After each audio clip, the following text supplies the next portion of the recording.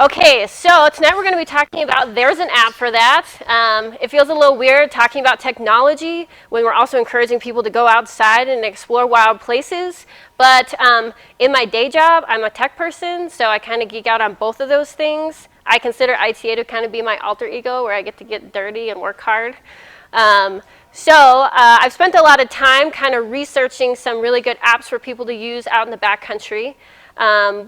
We'll start by talking about some of the GPS apps that are offered, dive a little bit into some survival and safety geared apps, then looking at a number of field guides, maybe some other noteworthy apps. I'd like to open it up, and after we go through all those, kind of talk about if there's any I've missed that you guys think are really cool and want to share with the group, and then a little bit about battery life management when you're out in the backcountry. All right, so does anybody read Adventure Allen's website? I think he has a really great wealth of information.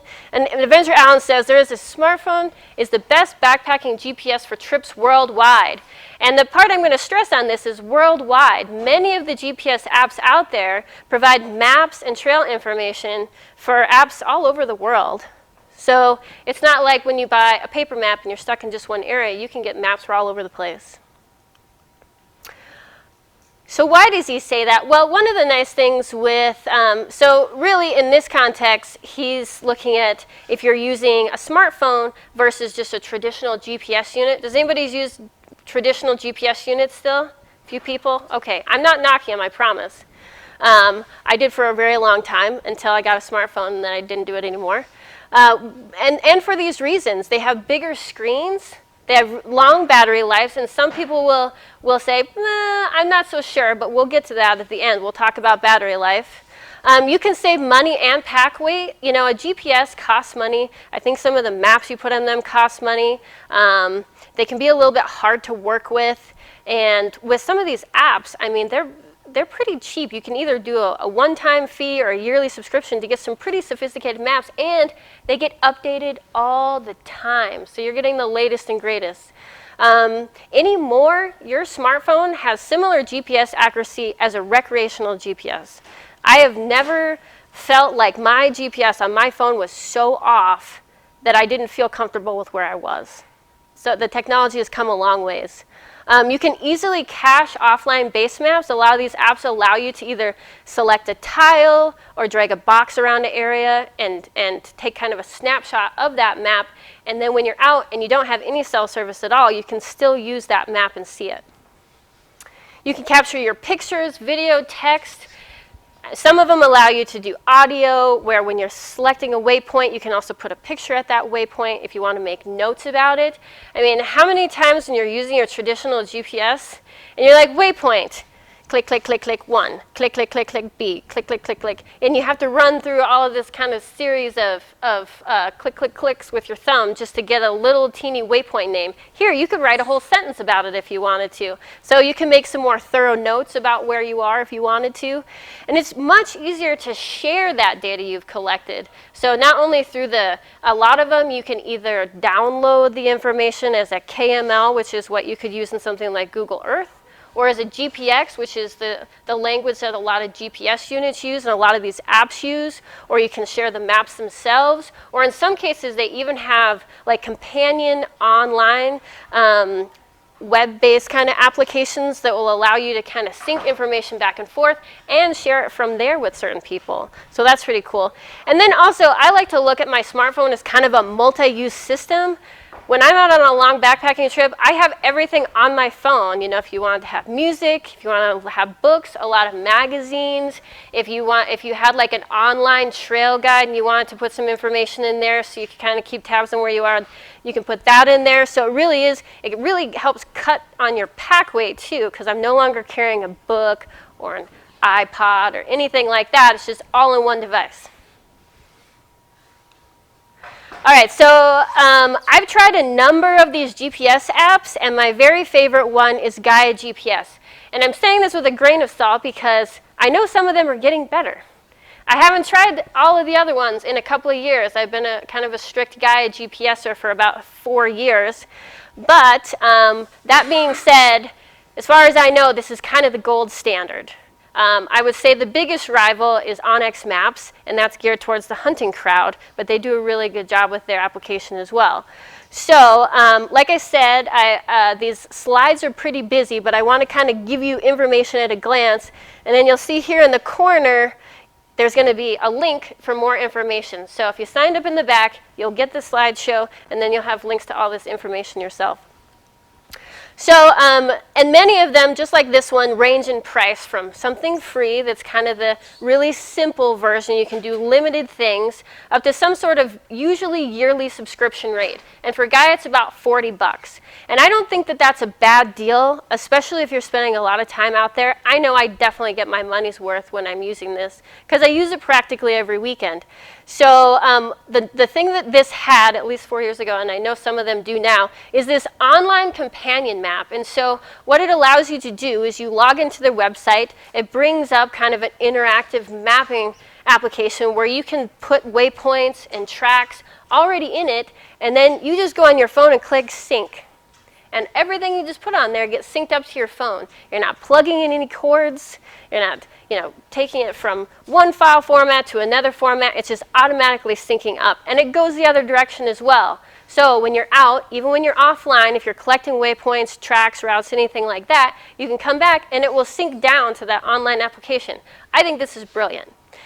And it's also becoming really, really popular for them to not only be a GPS app, but to also be a way to be able to search for trails and trips. A lot of them have the functionality where their users are sharing their trips publicly, and you can either bring them up on the map and just see them, or there's some sort of search function to allow you to look for trails in certain areas. They do some different points of interest. They're always integrating new data. It's amazing how far they've come in just the few years I've used it with the amount of layers. And so when it comes to the layering, so the premium is the $40 a year, and the premium allows you to do layering of your different map layers. So for instance, I always like to have a topographic map, but then put the slope layer on top. It's kind of shaded. And so it really makes the steepness pop out.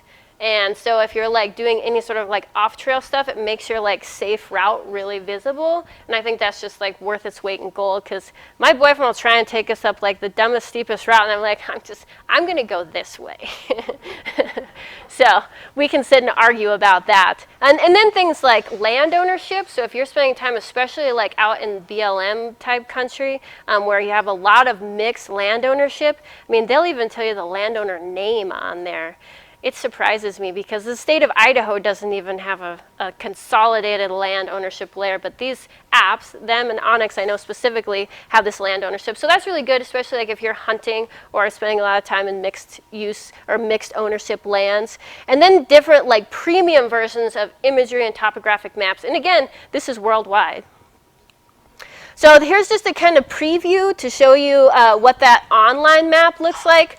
So for example, this year for cross-country skiing, I downloaded all of the Idaho City ski routes up here.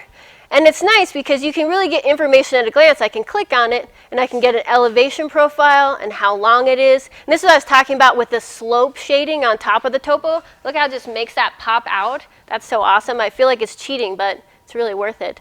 And you can see over here, you get to pick different kind of map overlays that you're using. Something else I really like is it's really easy to organize things. So you can organize your waypoints, your routes, and your tracks into folders, and you can turn those things on and off. And so you can share them publicly, you can keep them private, you can share them with certain people. If this is something that you really like to do, and I don't know what your work is, but I know they also have this thing called Teams, where you can set up teams. You'll probably do it with your friends, but I think it's a little extra money, where you have almost like a common spot where all of you can go to be looking at these things. So if you have hiking or climbing partners that you're always going out with, that could definitely be an option. So that you can get some information at a glance about what it is, when it was created, turn it on and off, and then you can also tell it if you want to be synced up with your phone or not. And so this would be if I brought up a page just looking at one of our trips, and here I took some photos along the way, and you can look through all of your photos right off the map, which is really cool. I don't know if we have any developers in the room, but if you want to get really fancy and add some fancy things to your maps, you can use Mapbox to do some more sophisticated things to really step up your offline mapping game, and there's a link in here on how to do that. All right, so here I'm going to talk just about a little bit about some of the other options out there. VIEWRANGER, this is one I liked because I was really curious. I'm not so much about the mapping part, but they also have some kind of like auxiliary apps that go along with it. One of those is this thing called Skyline, which is really cool. As you can see in this picture here, you hold up your phone to like a mountain range or something, and it will tell you what the names of the peaks are, which I think is really cool. Also, again, feels like you're cheating because you're like, I know what that is. But that's kind of nice. About half the price of something like GAIA.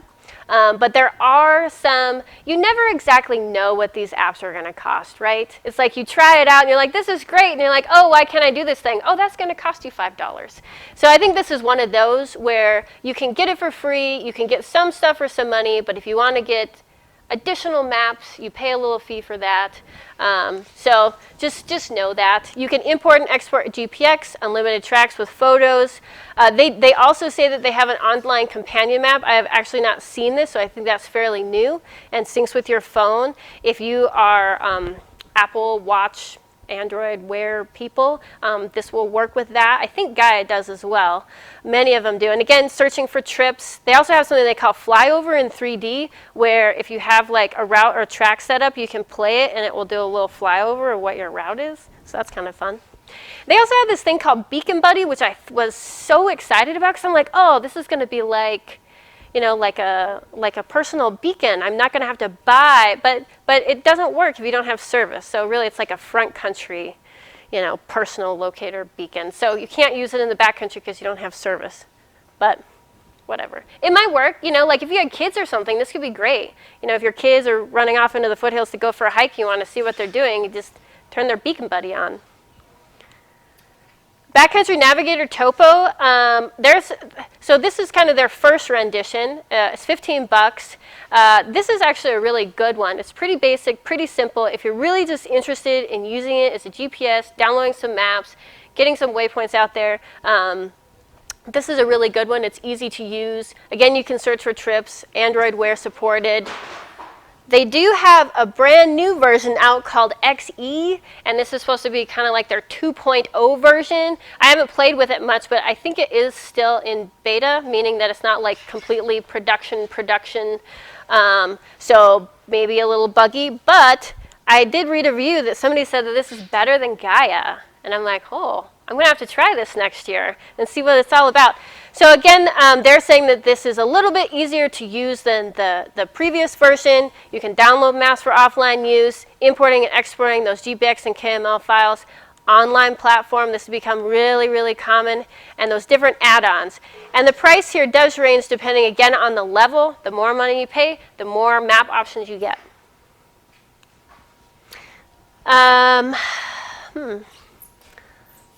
So this actually is not AVENZA Maps. This is Relive. Sorry about that. So this is a new one I just tried. A friend turned me on. It's kind of a fun way of sharing your trip. So when you go out, you just turn it on and it tracks you. And as you're going along, you can be taking photos. And then when you're done, you click done, and you can share it with your friends and family. And I'm going to show you just a little video of what this looks like when you share it. Hopefully this works. It'll make a really little trip look like a really epic trip, in my experience.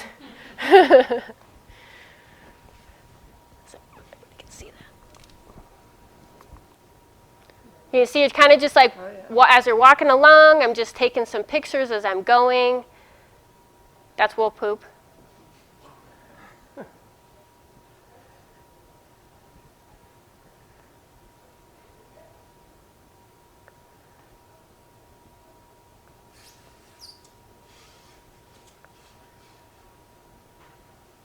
Where is this?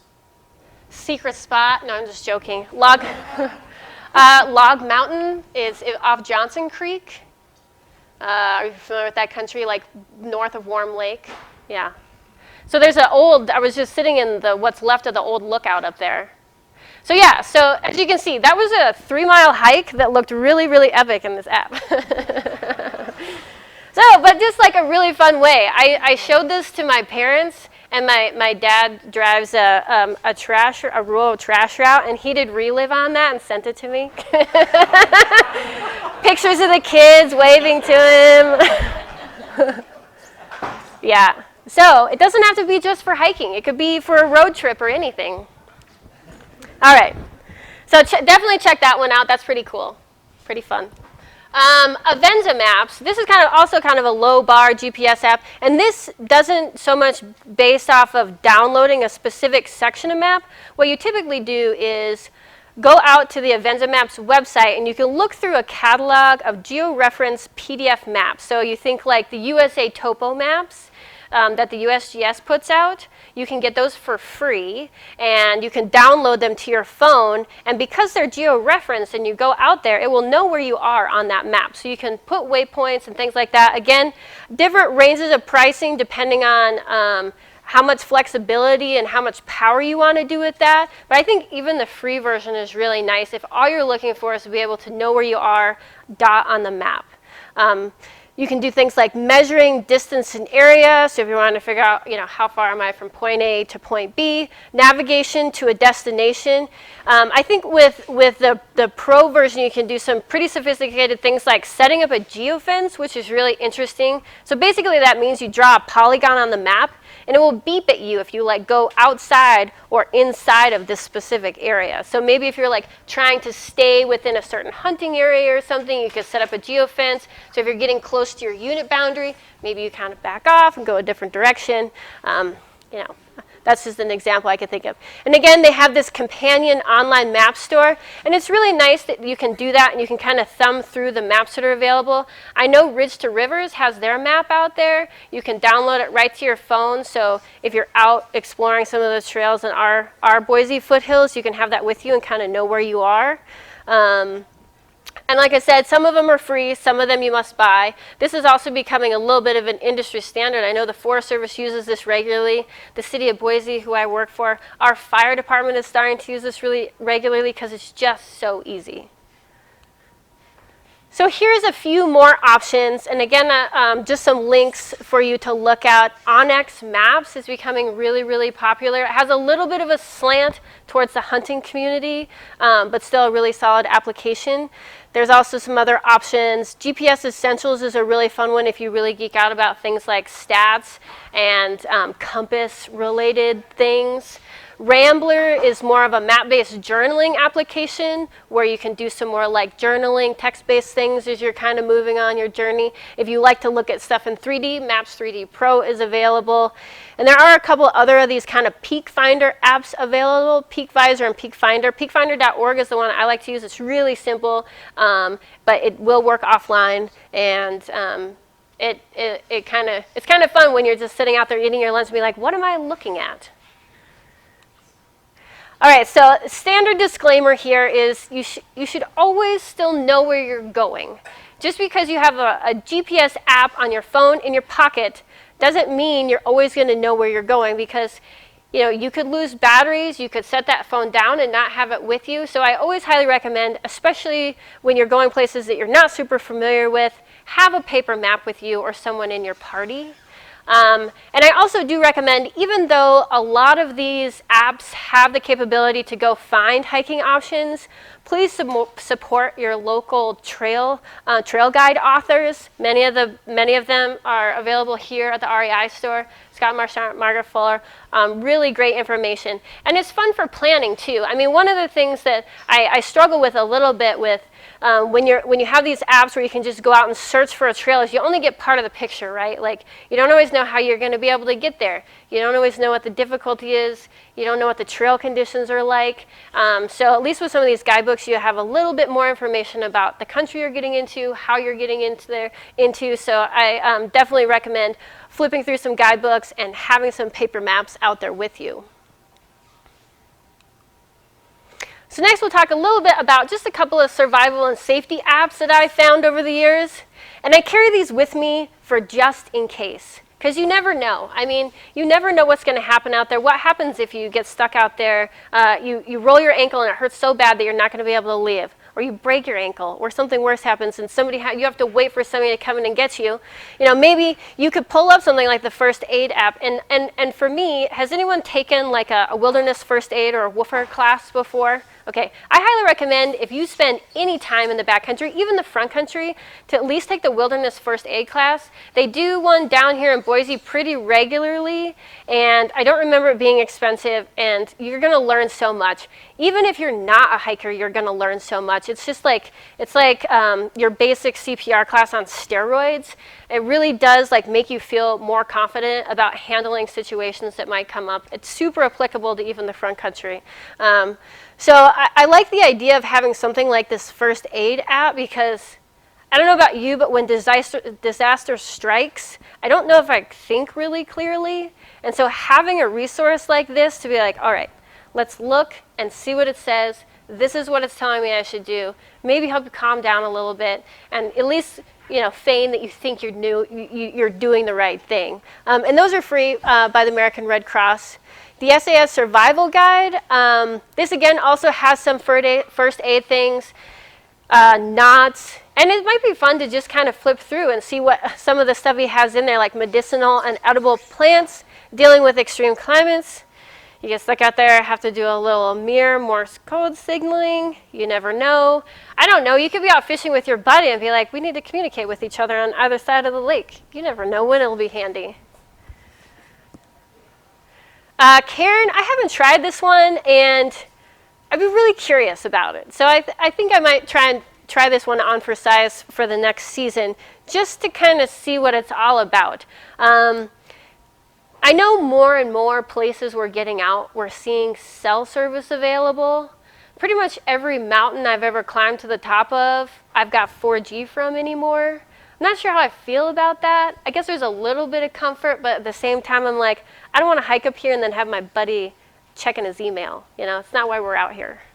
But the nice thing about this is you can set up like these safety contact notifications, so you can put somebody on a list and say, hey, this is where I'm going. If I'm not back at this time, you know, they're going to get an alert at a specific time that says, this person hasn't checked in with you. Try to call them or something. So at least there's kind of this safety net from when you're out there.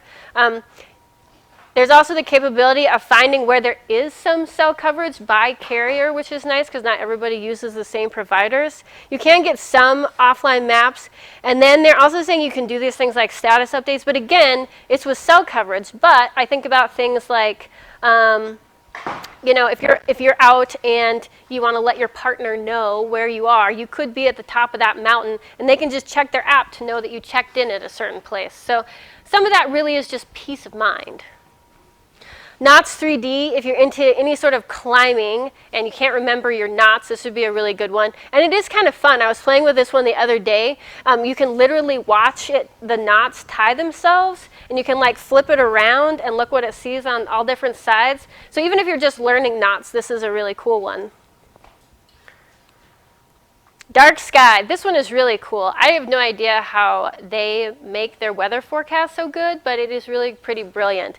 So if you're gearing up for a big trip and need to know the weather, this is definitely a really good one to know. And you can set up alerts. So if you're going into a specific place, you can set up alerts about that place, and you'll get messages on your phone. I'm also a huge fan of Weather Underground. They have some nice maps. I'm a GIS person by trade, so I deal with maps every day, all day, pretty much. Nice radar imaging, real-time reports, things like that. And then also wanting to know things like first and last light. If you can make that, squeeze in a hike before the end of the day. Field guides are a lot of fun. I like to use these when I'm out in the backcountry because I don't know how many times you're out there and they're like, oh, what's that flower? Or, oh, what's that bird? They're getting so sophisticated too. It's crazy. With like the Star Walk one, it will tell you like what stars should be out visible on the night and the location of where you are. The Audubon bird ones is really cool because it also ties to, do I have any e-birders in here? No? Okay. Not a bunch of bird nerds, I guess. But eBird is really cool. This is basically for tracking your birding locations and feeding into kind of this big database of information that really helps kind of understand populations of birds. You can quickly browse and filter, and also they do come with photos and sound. So one of the nice things is if you're not quite sure what something is, but you think you might know, you can play the sound to kind of cue in if you think that that's what you just saw or heard. So those are pretty, and they're free, which is nice. Field guides, Leaf Snap. I haven't tried Leaf Snap because I am an Android person, but it's interesting the way that they're using technology to be training these apps to figure out what different plants are. So in this case, they are using visual recognition to help identify different tree species based off of the photograph of the leaf that you're taking. This is absolutely one of my favorite apps, this Idaho Wildflowers app, totally worth the $8. I am not a super plant nerd person, but this makes it super easy. Because what you can do here is you can kind of pick out like, okay, it kind of looks like this, it has this leaf pattern, and it's just picking an option here. It's this color, it's this time of year, I'm in this part of the state, I know I'm kind of at this elevation, tell me what I might be looking at. It's as easy as that. It's brilliant. I think it's so great. Some other noteworthy apps to check out, geocaching. So if anyone doesn't know what geocaching is, this is kind of just like it's a fun activity for getting people outside, especially kids. Kids love geocaching because it's basically treasure hunting.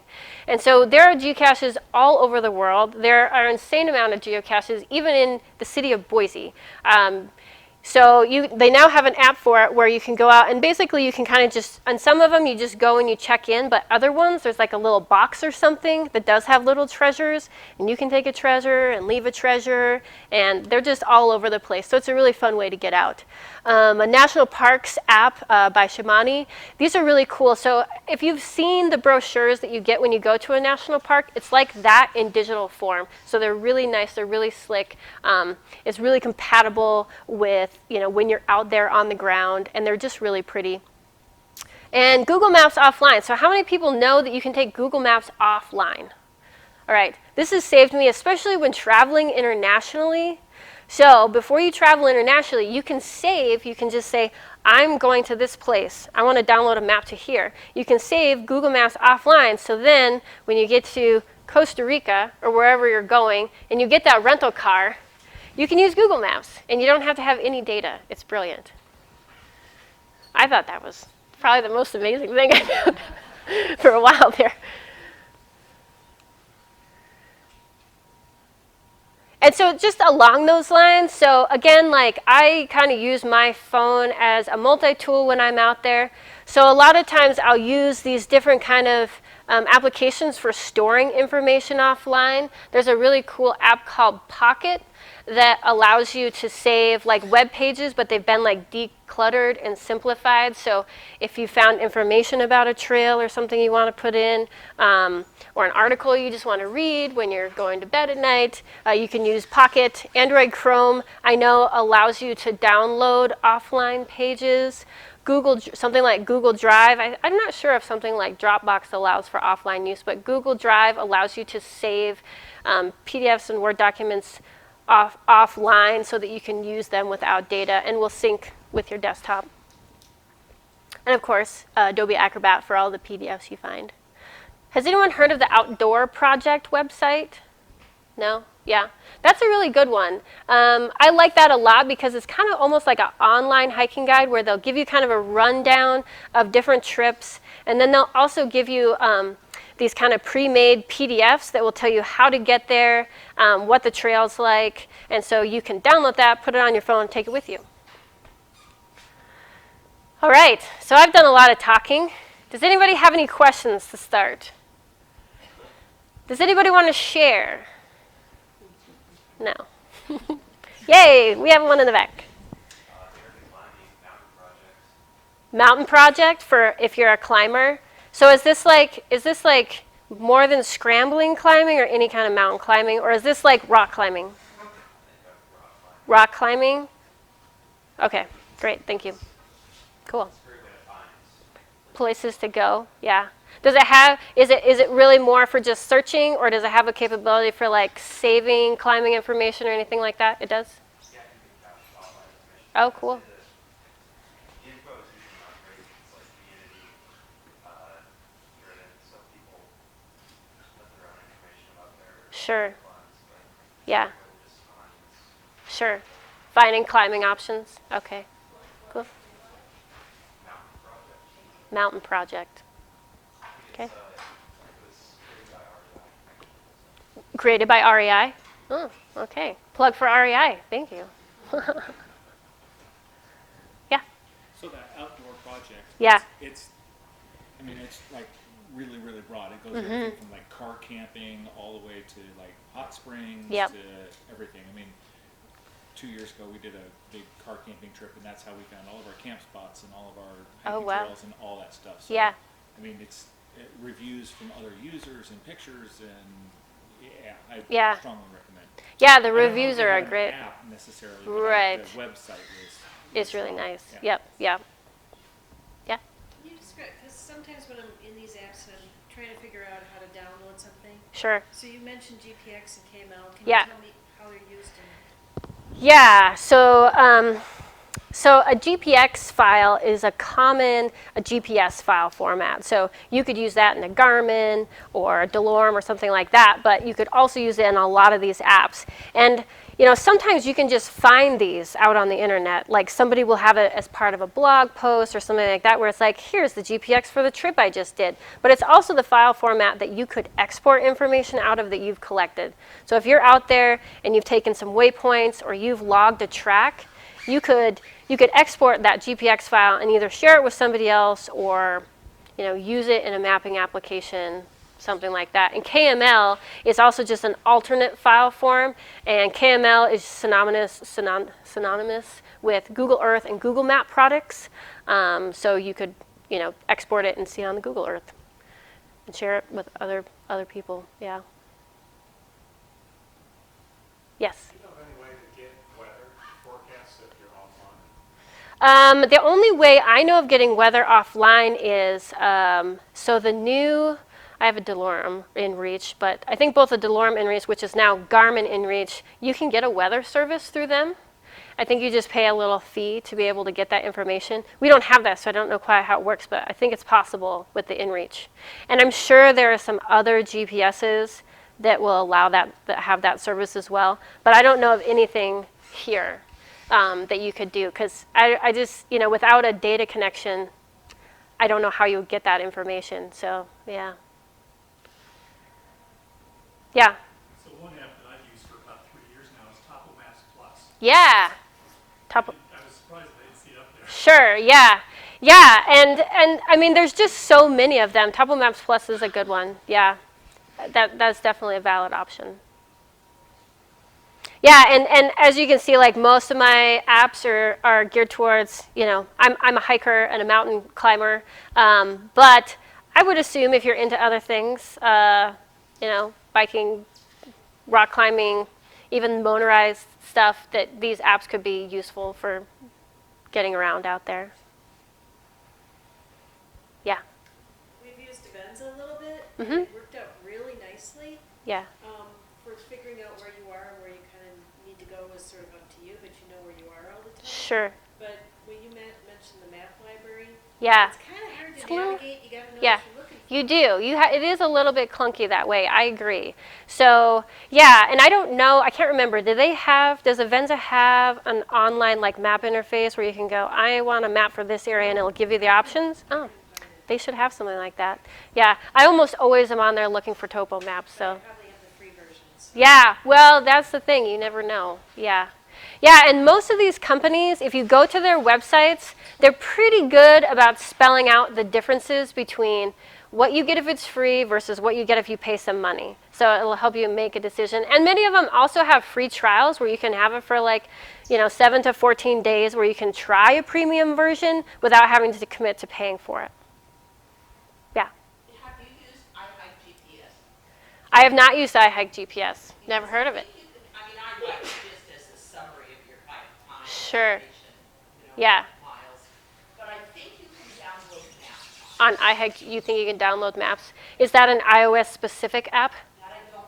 Yeah. And it's $10, but Sure. I think it's worth it. Yeah. There's so many flavors. It's really hard to advocate or know about all of them. Again, like I said, I'm really partial to GAIA just because I've been using it for so many years. But I'm hoping to try out some other ones this year. Yeah. Were you going to talk about how to do a battery thing? Yes, we are getting to that. Yeah.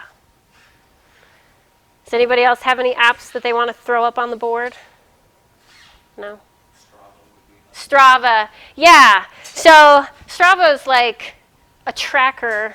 I don't quite know. I don't track just to track, I guess. So Strava is like. The way you could use Strava is if I wanted to go to, let's say, Redfish Lake. Okay. And what are other people doing at Redfish Lake? Oh. Then you could, then it would show you like through their heat map. They would show. Right. Okay, here's a good 7-mile loop. Here's a good 13-mile loop, whatever. And you could either look at the map and then set your own course. Mm-hmm. You'd probably have to ask that user to get their GPX file Sure. to import it into whatever. But it's probably usually enough just to look at their course and say, oh, okay, well, I'd go out to this lake and then turn left and then whatever. So on Strava, you can see individual routes. Well, yeah, so if you zoom down, Yeah. then you can see, okay, well, I can see that he went on this trail for this many, and then when he reached that junction, then he went left on Okay. this trail and then went blah, blah, blah. Gotcha. Yeah, and I know Strava is like like you can see where a lot of the traffic is going. Interestingly, I was just talking to a grad student. I'm like, I wonder if you could use Strava to see what the use in the backcountry is. Yeah, Potentially, but I don't know how many people are using Strava in like the middle of the Frank Church. I have no idea. Really? I honestly did have no idea. It's not going to be as much in Boise. Yeah, obviously, sure, but right. There will be a heat map Yeah. there that shows you this trail gets used a lot, Yeah. that trail gets used 0. Right. Yeah, I'd be really curious. Yeah. So a wealth of information, and it's information like that I see potentially organizations, agencies like the Forest Service, and like these grad students using that information to help make management decisions. Right. So all of this information that you all are throwing out there is potentially a wealth of information for making resource management decisions. But you didn't think about that.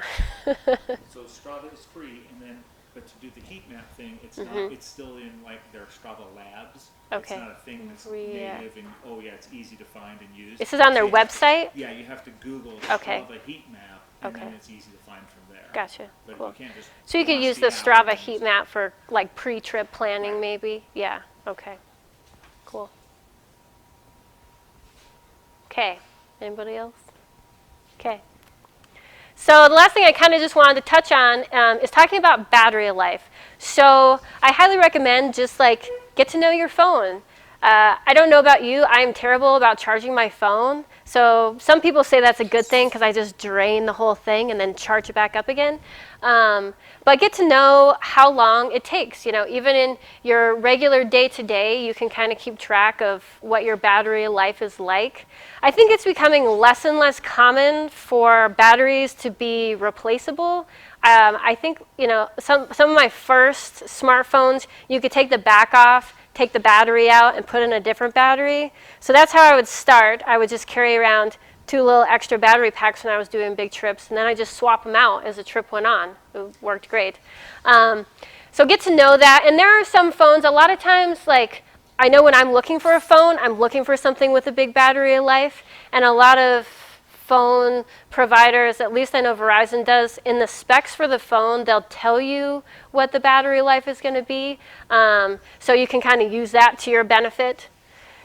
A lot of times when I'm out, I'm not creating tracks because this will suck up a little bit more of your battery life.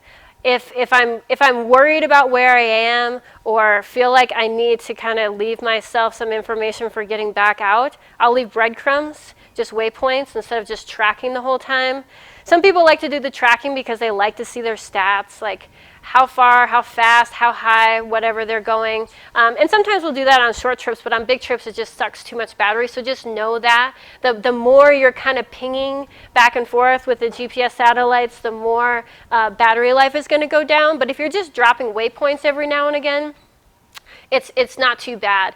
And sometimes actually if I know I'm out for a while and I'm not going to be collecting waypoints all the time, I will turn the GPS off on my phone. That will also help with battery life, because it's really easy to just turn it back on, wait for a couple of seconds, I don't even think it's a minute, and then put your waypoint and then move along your merry way. Use the airplane mode, and when I go out I always make sure that I have an app that allows me to kind of shut down all of my other apps.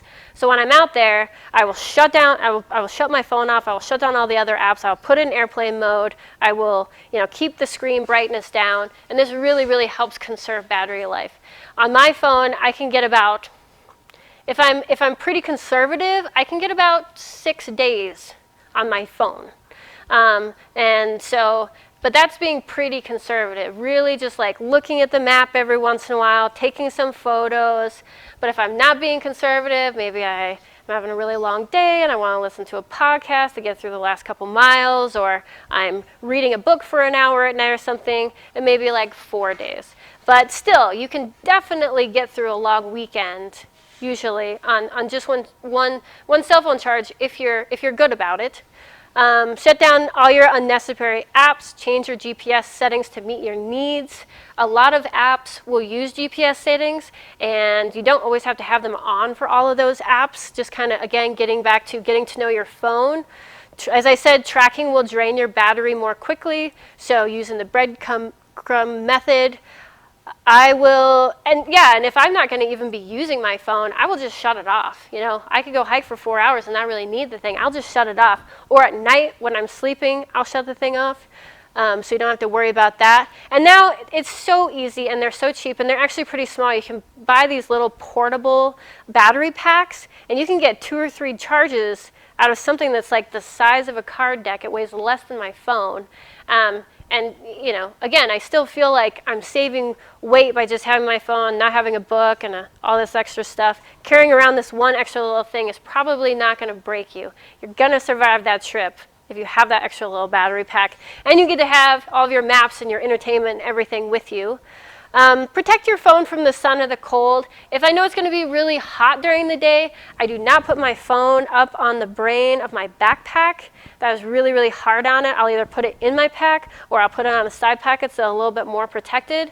And at night, if I know it's going to be cold, I will just put it in my pillow and sleep with it, so that it stays nice and warm, because the extreme temperatures will drain your battery a little bit too.